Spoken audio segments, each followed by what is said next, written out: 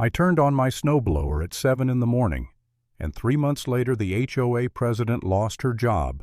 Her lawyer stopped returning her calls, and 47 families realized the only road they used to get home ran straight across my private land. All because one woman decided she could control what I did on property she didn't own. That was the moment I learned how fragile HOA power really is when it runs into someone who finally says no. I've lived on my land for a long time, long before manicured lawns matching mailboxes and laminated rule books showed up next door. I bought this place when it was nothing but trees, mud, and a rough dirt road that barely deserved the name. I cleared it myself, built the house myself, paid for every survey, every permit, every improvement. 15 acres of quiet that I earned with my own hands. For over a decade, my mornings were predictable. Coffee boots work. Snowstorm or not, I handled my own driveway, my own business, my own life. Then Maple Ridge Estates appeared. It started like every other development. Construction trucks, noise promises about community standards. I didn't think much of it. Their houses sat on the parcels east of mine. Their road clipped the corner of my land, but that had already been settled years ago. The developer needed access. The town hadn't finished the public road yet, so I signed a temporary easement. 90 days notice either way. Simple, clean. I even got paid for it. I figured by the time they finished building they'd have their own road and we'd all forget about each other. Instead, they formed an HOA. At first it didn't touch me. I wasn't a member. I never signed their covenants. I wasn't invited to meetings. I assumed that was a good thing. I assumed wrong. The snow started falling just after midnight. Heavy, wet, relentless. By morning, my driveway had a solid 8 inches with more coming down fast. I had a job site to get to. Waiting meant losing half the day, maybe the whole thing. So I did what I'd done for 12 winters straight.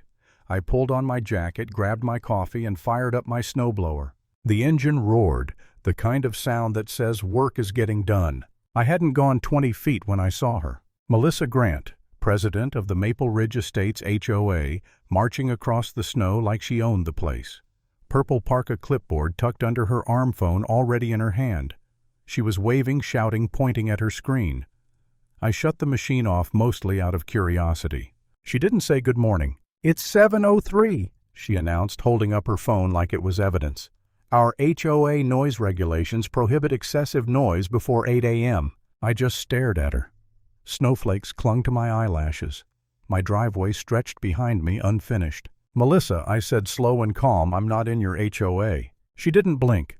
"The standards apply to the community." "This isn't your community," I said. "This is my land." She crossed her arms. "Things change. We have rules now." I explained that I needed to get to work, that I'd been clearing snow at this hour for over a decade, that no one had ever complained before. She listened with that tight smile people use when they've already decided they're right. "That's not my problem," she said. "If you continue, we'll take action." Then she turned and walked back toward her development, leaving deep, angry footprints in the snow. I stood there for a moment, heart thumping harder than it should have. Then I restarted the snowblower and finished the driveway, because I refused to believe someone could just walk onto my property and tell me how to live. That afternoon the letter showed up. Official letterhead, legal language, a warning that future violations would result in fines of $250 per day. Signed, of course, by Melissa Grant. I called my lawyer. He laughed. "She has zero authority," he said. "You're not part of the HOA. Ignore it." I wanted to believe him. But something about the letter, about her confidence that morning, about the way she said, "We have rules now," it didn't sit right.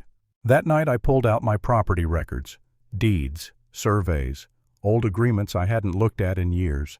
I spread them across my kitchen table and started reading. That's when I saw it. The easement, temporary, revocable, 90 days notice, and the road. The only road Maple Ridge Estates used to access the main county highway crossed my land. 300 feet of my property that 47 families drove over every single day. I leaned back in my chair and just stared at the ceiling. Melissa had threatened to fine me for noise on land she didn't control, while relying entirely on my land to get home. The power dynamic flipped in an instant. The next morning I waited until 8 before using the snowblower. Not because she'd won, but because I wanted everything clean, documented. I had my lawyer draft the easement revocation notice. 90 days. By the book. When it was served, my phone exploded. "You can't do this," Melissa screamed. "This is extortion." "It's my property," I said. "You had 5 years to fix this." "You're doing this because I enforced the rules." "No," I said. "I'm doing this because you tried to control me." That night, neighbors started showing up, one after another, polite, nervous, desperate. Kids would have longer bus rides. Commutes would double. Emergency access would be harder. I felt it, the guilt, the doubt. Lying in bed later, staring at the ceiling, I wondered if I'd gone too far, if I was punishing innocent people because of one woman's ego.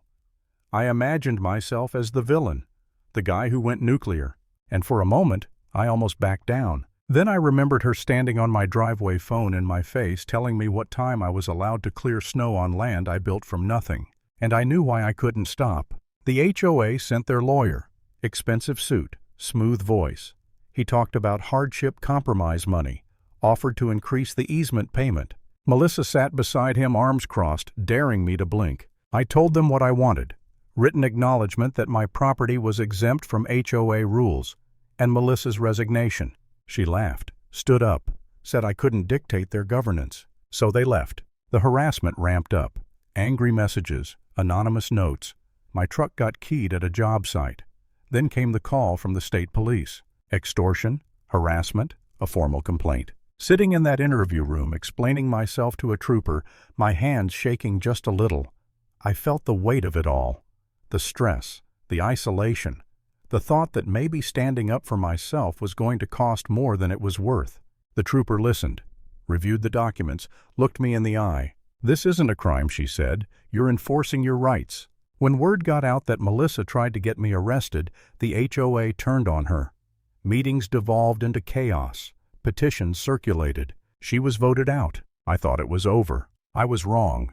A few weeks later, orange survey stakes appeared along my eastern boundary, cutting 20 feet into my land. My lawyer traced it back fast. Melissa, using an old inaccurate survey, trying to steal property on her way out. That was the line. We filed suit. Personally. Fraud. Damages. The emails were undeniable. She settled. Paid for a new survey. Issued a written apology. Signed a legal agreement to stay away from my property forever. And just like that, it was done. The new HOA leadership came to the table. Reasonable, calm. The easement was renegotiated properly. My rights acknowledged in writing. No more threats. No more pretend authority. The next snowfall came quietly. I fired up my snowblower at 7 a.m. No one came running. No letters arrived. No fines followed. And as the snow flew off my driveway in clean white arcs, I felt something settle inside me. Not triumph, not celebration. Relief. Because the lesson wasn't about snow or noise or even HOAs. It was about this. Power only works if you let it.